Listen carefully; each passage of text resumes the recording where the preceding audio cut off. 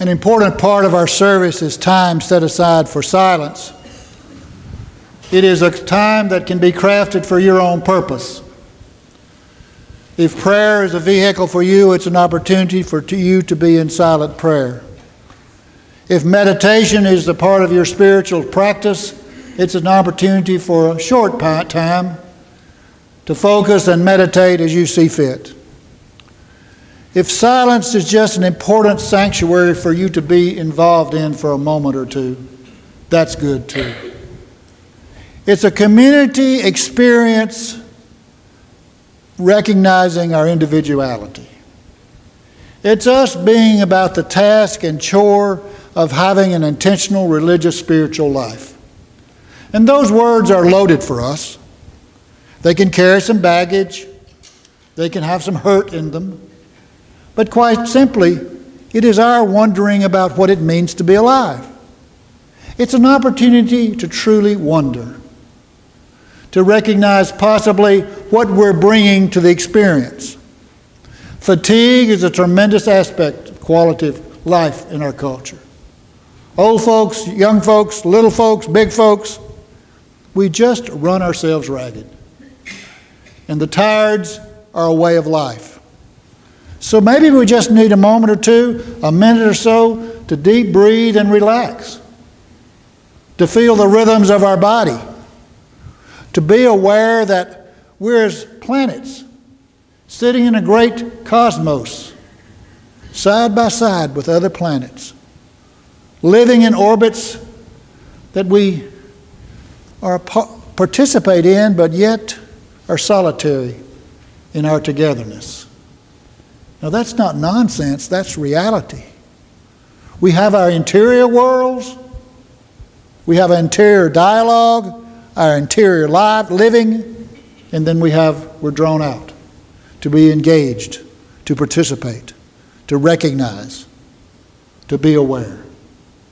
Whatever you need to spend this time for, let this time of silence be a resource for you, a sanctuary moment, an opportunity to deal with something you may need to deal with. If there's a fear that you're finally tired of, maybe leave it here. If there's some old anger that's still bothering you, leave it here. If there's some new courage that you need to just suck it up and face, find it here. It's your chance to craft your faith, not dictated by me, by tradition, by you ought to be's, but trusting you to have the sense and the heart to recognize what's needed and good for your life. It's called faith. No guarantee. But you are the ultimate source of authority for you, so you need an opportunity to work it out. Let us spend some time about that together.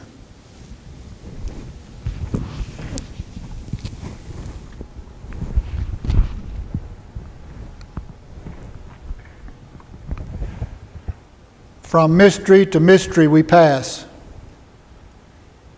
A period of consciousness, decades, generations, lifetimes.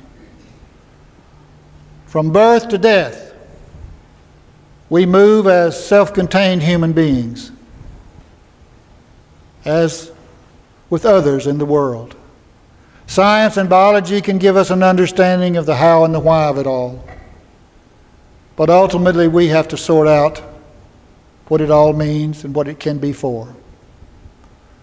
May we find opportunities to recognize with a sincere appreciation the wonder that is creation, its persistence, its faithfulness, even when our shortcomings and our distractions and our destructive tendencies assault it.